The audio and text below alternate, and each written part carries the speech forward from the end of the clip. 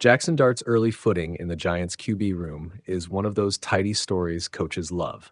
A rookie who earned a first-round spot by flashing both physical tools and a personality that fits the locker room, then proceeded to make the most of surprise snaps and short, high-leverage opportunities. But to translate those promising moments into a long-term starter, there's a clear pathway and a set of risks the Giants and Dart need to manage carefully. The good stuff first. Dart has shown three things repeatedly in camp and two preseason appearances that explain why the Giants moved up to draft him: arm strength and accuracy on the move, playmaking instincts, and an ability to process the game quickly. The numbers: 26 for 35 passing, 291 yards, 2 touchdowns, and 0 interceptions across 2 preseason games, plus 29 rushing yards and a rushing TD, are encouraging. They aren't definitive, but they aren't fluff either. He's operating with high efficiency and controlled reps, and more importantly, he's doing it without turning the ball over. That's a big deal for a rookie learning a pro offense. The environment he's landed in is unusually healthy for development. Russell Wilson, starter; Jameis Winston, veteran backup and mentor; Tommy DeVito, system experience depth, create a multi-layered QB room. Wilson gives a template for pro-level preparation and red zone command. Winston brings quarterback leadership and film study insight. DeVito gives a baseline for system familiarity. Dart benefits here in two ways. He has veterans to model after, and he gets to learn without the pressure of being thrust into the week 1 spot. Brian Daboll's coaching style, including the out-of-the-blue mid-series snaps, appears calibrated to give Dart real game reps that can't be simulated in practice. He gets sudden responsibility, limited but meaningful, and then immediate film feedback. That's ideal for accelerating learning while keeping overall risk low. But there are caution flags. First, sample size and context. Preseason defenses are a mixed bag. Teams rest starters, disguise schemes, and live game intensity is lower. That makes Dart's numbers suggestive, not conclusive. Second, Daboll's approach can be double-edged. The surprise snap builds confidence and tests readiness, but it also risks creating a narrative of sudden hero that may not hold up under sustained starter-level game planning. Third, the Giants paid to move up for him. That creates expectation pressure internally and externally. Pressure the team must manage carefully, or risk forcing Dart into a starter role before he's ready. There's also roster and timeline strategy to consider. The Giants have stitched together a QB room that suggests Wilson is the week 1 starter, and realistically will retain that role for as long as he performs. That's the low variance choice. For Dart, the ideal path is the traditional one: steady, incremental reps with the ones and design game exposure in limited, low-stakes situations, targeted film study sessions with Wilson and Winston, and a predefined developmental plan: what reads to master, what progressions to improve, footwork, pocket mechanics goals. This path keeps the team competitive while giving Dart runway. If the Giants instead cave to fan or media pressure and accelerate Dart without addressing his developmental gaps, they risk a stalled ceiling. A few practical things for Dart and the Giants moving forward. 1. Controlled exposure, not baptism by fire. Keep the surprise snap tool in the tool belt, but pair it with longer series in the preseason finale and measured first-team reps in practices. That gives the coaches data without overexposing him. 2. Define measurable improvement targets. Accuracy under pressure, third down decision-making, and limiting turnovers should be quantifiable with weekly checkpoints. Coaches should communicate these publicly enough to manage expectations, but privately enough to let him work.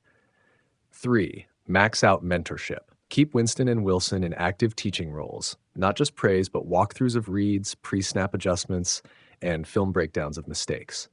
Vocal QB mentors speed learning. 4. Protect his confidence.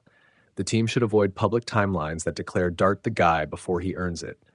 Confidence comes from competence. Let the competence build the narrative. 5. Be honest about trade-offs. The franchise must decide if they value present stability, Wilson, or long-term upside, Dart. Either is valid, but the choice should be explicit, so Dart's role and reps match that organizational plan. What might happen this season? The most likely and healthiest outcome is Dart continuing to grow as the clear long-term answer while serving as a meaningful occasional contributor this year. If the Giants get unlucky with Wilson's health or performance and Dart starts earlier, the team will need a quick pivot, increase first team reps, simplify reads initially, and game manage with complementary run pass packages while protecting him from exposure on complex third and long scenarios. In short, Jaxson Dart's start in New York is promising because of what he's shown and where he's learning. The Giants have crafted a developmentally sound room around him. The next 6-12 weeks should be about refinement and managing expectations. If they stick to that plan, selective game reps, heavy mentorship, and clear improvement metrics, Dart has the framework to turn those surprise snaps and voice notes into a legitimate, sustainable NFL starting career. If they rush him, they risk turning an encouraging rookie arc into another cautionary tale.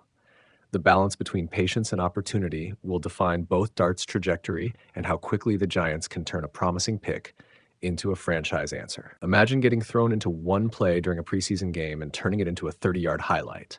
That's Jaxson Dart right now, a rookie first-round pick slipping into the Giants' crowded QB room, making noise and surprise snaps, leaving voice notes on the bus, and quietly staking his claim. He walked into camp behind Russell Wilson by design. This isn't a competition for week one, but head coach Brian Daboll has shown he'll pull unexpected levers. In a game against the Jets, Daboll sent Dart in for a single mid-series snap, and Dart hit Theo Johnson for a big gain. Then Wilson came back in, all as planned. It was a blink-and-you-miss-it moment that mattered. A rookie getting real work in real situations. Dart's tape in practice backs up those moments. He's been working largely behind Wilson, but when he's called on, he's played fast and accurate, connecting on deep balls and showing off that arm strength the Giants loved in Oxford, Mississippi. The club watched him throw in wind and cold and came away convinced his arm and mobility fit what they want.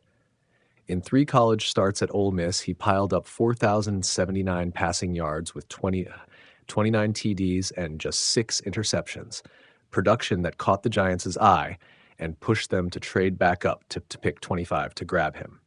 Stat lines don't lie in preseason either. Through 2 games, Dart's completed 26 of 35 passes for 291 yards, 2 touchdowns, and 0 interceptions, plus 29 yards and a TD on 5 carries. That's the kind of early efficiency that makes coaches smile and opponents take notes, even if the sample is small. Beyond the numbers, what's striking is how Dart fits into the locker room. Daboll, GM Joe Schoen, and assistant GM Brandon Brown praise his moxie and his ability to connect with teammates, from skill guys to linemen.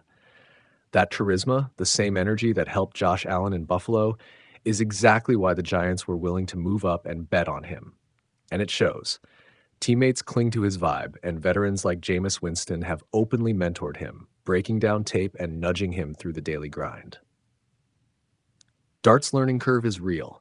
Daboll says he makes mistakes like every young QB, but he's also growing fast. He studies with voice notes, joins late-night yoga with teammates, and treats every mid-series snap like a job interview.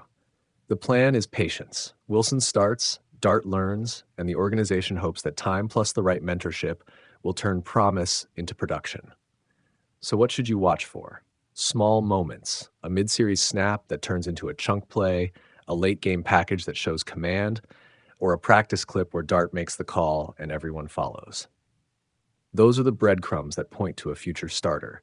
If you like this kind of breakdown, hit like, drop your take in the comments. Do you think Dart will be a future franchise QB?